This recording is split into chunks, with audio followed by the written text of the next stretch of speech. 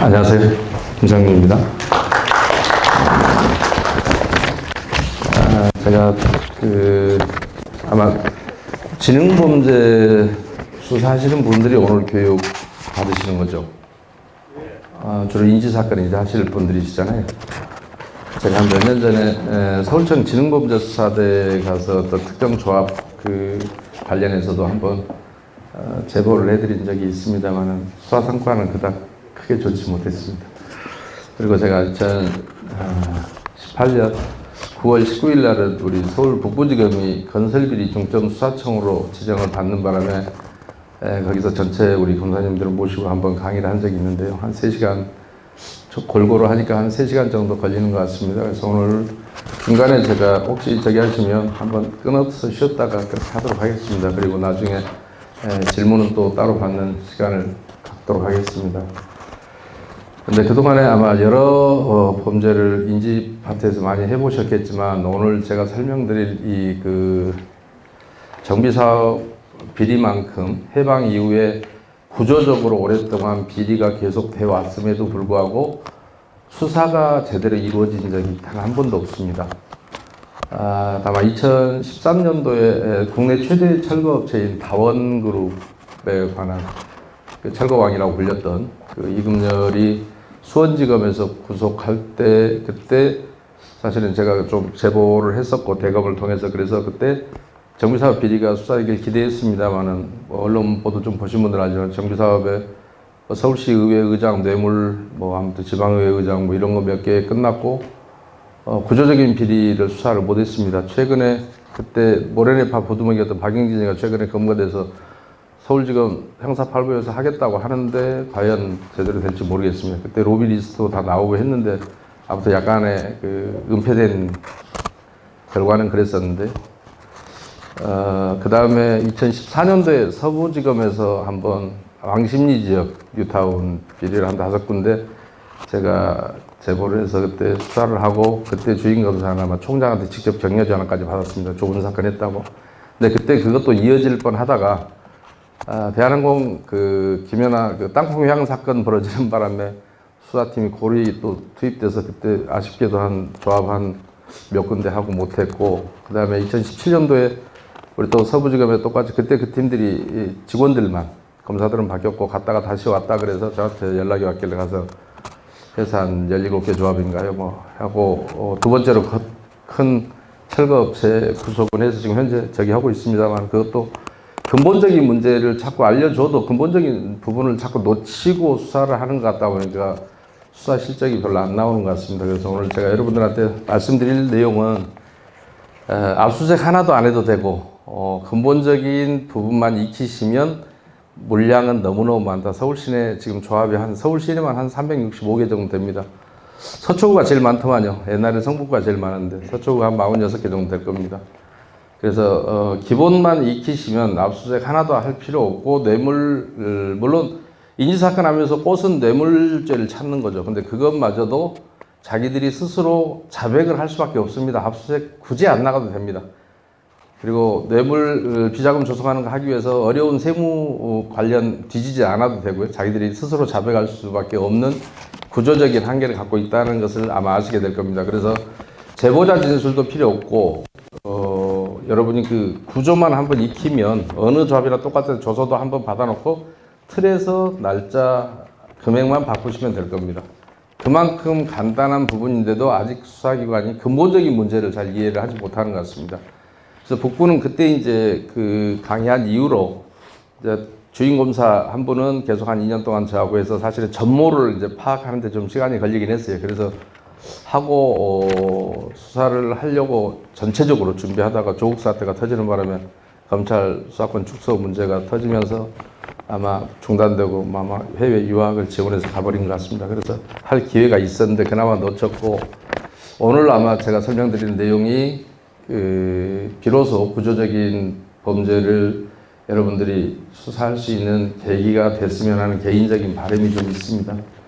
그래서 아무튼 제가 그동안에 우연히 저는 이걸 보다가 깜짝 놀라서 누가 가르쳐 준 것도 아니고 그렇다고 저한테 배우겠다는 사람도 없습니다. 돈이 안 되는 일이라서 제가 오늘 알려드릴 거는 오직 수사기관에서만 필요한 내용이 아닌가 싶습니다. 그래서 그냥 제가 그동안에 보고 느낀 대로 설명을 드릴 것이고, 어제 제가 급하게 코로나 사태가 끝나면 교육이 잡힐 것 같다 그러다가 지난주에 한 일주일 전에 급하게 연락을 받았는데, 지난번에 부산의 사상경찰서에 가서 강의를 그 진흥팀들 전체 요청이 있어서 해드렸는데 되게 반응이 좋았는데, 그때는 그냥 중구난방으로 제가 자료 갖고 있던 거 대충 가서 드리고 말았습니다. 그랬는데 그 뒤로 이제 수사하시면서 제가 통화해서 지금도 한두 번 통화해서 이제 헷갈리는 부분 서로 의견 교환하고 했습니다만은, 이번에는 급하게 어제 늦게까지 해서 막 메모 형태로 옛날에 제가 썼던 책하고 짬뽕해서 뭐 이렇게 한 400여 페이지 작성을 했는데, 지금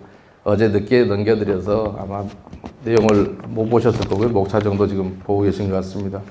나중에 돌아가시면 그 파일을 제가 드렸으니까요. 파일 각자 보시면 참고가 되지 않을까 싶습니다. 그리고 영상을 찍어서 학부별로 나눠서 또 보내드리겠습니다. 그러면 두고 보시면, 그래서 하루 빨리 좀 이 문제가 잡혔으면 합니다.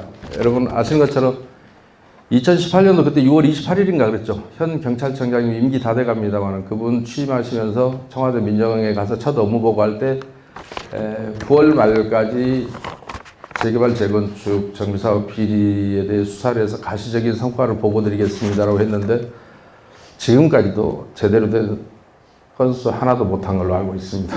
임기는 다 끝나갑니다. 근데 생각해보면 지금 처음 대하실 때는 되게 어려워 보이지만, 아까 얘기대로 그 범죄가 그야말로 루틴화되어 있고 정형화되어 있기 때문에 수사하는 데는 굉장히 쉽다는 말씀 드립니다. 물론 익힐 때까지는 조금 헷갈리시는 부분도 있을 거고, 정비사업에 관한 그 용어나 뭐 이런 것들이 좀 낯서실 수는 있습니다. 혹시 뭐 이 시간 이후에 일하실 때 필요하셔서 제가 도움이 필요하다면 언제든지 달려가서 제가 아는 바를 또 말씀드리도록 하겠습니다. 그래서 나중에라도 꼭 제가 보내드린 교재는 한번 보시면요, 내용이 비교적 잔소리를 좀 많이 써놨습니다. 왜냐하면 수사하는 내용만 조서에 이해도 거기 많이 제보자 형태로 써놔서 그대로 보시면 좀 이해하는 데 도움이 되실 겁니다. 네, 우선 정비사업을 크게 말씀드리면요, 비리가 발생하는 원인이 있습니다. 애당초 토지 등 소유자 50%가 동의를 해야 추진위원회 설립 승인을 받습니다. 그런데 그때는 누군가가 자기 돈을 들여서 해야 되는데, 그러다 보면 조합원들 찾아다니고 가면서 그 돈을 누구에게인가 신세를 지게 되고, 그러면 그 돈을 근거 없이 나간 돈을 회수를 해야 되다 보면 결국 이 사람이 추진위원장이 돼줘야 되고, 또 추진위원장은 추진위원 단계에서 돈이 안 들어오고 계약할 게 별로 없기 때문에 반드시 조합장을 가줘야 되고, 또 조합장이 가면 계약에서 그 본전을 찾아야 한단 말입니다. 그래서 어떤 경우에도 경쟁을 허락하지 않고 결국 끝까지 종신제로, 그러니까 구속이 되지 않는 한 조합장은 끝까지 간다고 보면 됩니다. 그런 구조적인 한계를 갖고 있는데, 정관에는 뭐 임기가 2년 내지 3년으로 정해져 있습니다만은 그 과정에서 소위 OS라고 여러분 많이 들어보셨을 겁니다. 그들에 의해서, 그러니까 그들과 같이 짜고 그렇게 가지 않으면 그동안에, 그래서 비리는 필연적으로 처음부터 그냥 추진위 단계에서부터 업체들이 달라붙어서 아무 철이 없을 때 일단 코를 걸어놓습니다. 마치 연예인들이 코 걸리듯이 코가 걸립니다. 그때 실제로 돈이 없어서 너무 쉽게 유혹에 빠지기도 하고요. 그러니까 거기서부터 출발해서 근본적으로 비리가 발생할 수밖에 없는데, 그런 게 이제 따지고 보면 제도적인 문제도 좀 있습니다만은 어찌됐든 그것은 변론으로 하고, 그런 구조적인 상태에서 그러면 그때까지의 돈은, 그러면 추진위가 만들어지고 나서 시공사 조합이 되고 나서 시공사를, 서울 같으면 사업시행 인가가 나야 이제 시공사를 선정합니다. 지방은 조합 설립만 나면 바로 시공사 선정하는데, 그리고 시공사가 그때 비로소 이제 돈을 가지고 들어오면 그 돈으로 그동안에 했던 사람들에 대해서 자기도 돈을 벌어야 되겠고, 자기를 도와준 용역업체도 뭔가를 혜택처럼 나눠 가져야 되는데, 그 과정에서 사실은 비리가 이제 모두 발생하는데, 비리는 크게 세 가지입니다. 첫째는 가짜 사업비가 많습니다. 그런 용역은 존재하지 않습니다. 말 그대로 제목하고 돈만 있습니다. 제가 어느 고소사건에 가서 동부지검에 가서 진술할 기회가 있었는데, 그 검찰회장 녀석이 전혀 이해를 못해서, 아니 계약서가 있는데 무슨 소리입니까? 계약서가 있으니까 이게 가짜라고 얘기하는 것이지, 계약서가 없으면 실체가 없는 거잖아. 계약서만 있을 뿐이고 이런 용역이 존재하지 않는다고 했더니 또 똑같은 얘기를 반복해요. 아니 계약서 있지 않습니까? 답답했던 기억이 있습니다. 그래서 그 가짜가 있고요. 그 다음에 두 번째는 불필요한 짓이 있습니다. 이 짓은 굳이 하지 않아도 되는데 하면서 용역비를 지출합니다. 당연히 업무상 배임 내지는 횡령으로 의율을 하면 될 겁니다. 가짜도 당연한 거고요. 그런데 그런 경우는 어떤 경우냐면 제가 빗대서 설명하자면 이따 이제 구체적으로 나오겠습니다만은 자, 불이 나서 119 신고를 해서 소방차 와서 불을 끄는데 굳이 자기가 옆에서 밖에서다 불을 좀 갖고 와서 끼얹어 주고 돈을 달라고 한다. 국가기관은 공짜로 했는데 자기는 뭐 몇십억을 달라고 한다라고 하면 대단히 불합리한 일은 맞죠. 오히려 불 끄는데 방해가 됐을 겁니다. 장비도 열악하고 밖에서다 불 꺼도 될 일이 아니지 않습니까? 그런데 굳이 따진다면 내가 물 몇 방울 끼얹고 맞는데 이렇게 하는데 그 대가로 몇십억을 가져간다는 건 있을 수 없겠죠. 그러니까 그런 영역이 하나 있고요. 그 다음에 근데 그 영역이 경찰의 업무 범위를 갖고 그렇게 장난을 친다는 겁니다. 그래서 내가 경찰의 자존심이라고 얘기하는데요. 그런데도 불구하고 이거에 대한 수사가 지금까지 한 번도 된 적이 없습니다. 그 다음에 이제 터무니없이 부풀려지는 영역비가 있습니다. 그런 영역이 존재하긴 합니다. 그런데 작게는 10배, 정상적인 시장 가격보다 많게는 100배까지 부풀리는 걸 봤습니다. 조합 간에도 100배 차이가 납니다. 이따가 구체적인 사례를 또 설명을 드리도록 하겠습니다. 그래서 그런 것들이 지금까지의 이 재개발 정비사업조합의 문제라서 아까 범죄는 정형화되어 있고 루틴화되어 있다고 말씀드렸습니다. 그런데 똑같은 정비조합인데 조합원들이 자기 돈을 출자해서 운영하는 조합인데 주택조합, 소위 말 주택법상 조합, 그러니까 리모델링 조합, 그 다음에 지역주택조합, 직장주택조합에서는 없는 사업비입니다.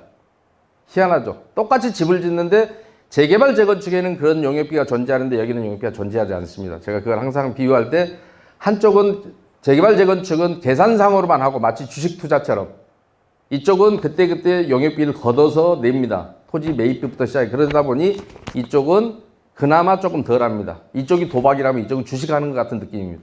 그러니까 계산상으로 왔다 갔다 하다 보니까 돈을 안 내고 일을 시키다 보니 가짜들이 생겨나고 초창기에 그 돈을 대준 녀석들이 그 녀석들에 의해서 가짜는 생겨나고 뇌물 구조도 필연적으로 거기서 발생합니다.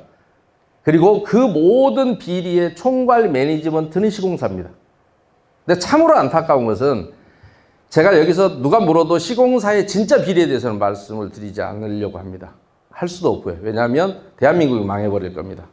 재개발 재건축조합에서만 그들이 자행하고 있는 진짜가 있는데 그 짓을 누구나 하기 때문에 그걸 수사기관에 손댄다 그러면 대한민국 경제 자체가 망하고 그 회사는 망할 수밖에 없어요. 상습 사기를 하고 있는 것도 있거든요.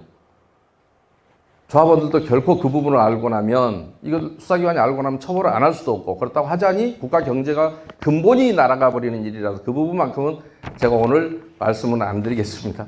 그런데 나머지는 이런 일을 결국에는 시공사가 하는 짓을 가만히 보고 있으면 마치 도박판에 하우스방을 붙여놓고 꽁지가 돈을 안 갖고 오면 하우스방이 안 돌지 않습니까? 근데 몇 바퀴 돌다 보면 결국은 돈은 다 꽁지한테 몰리겠죠.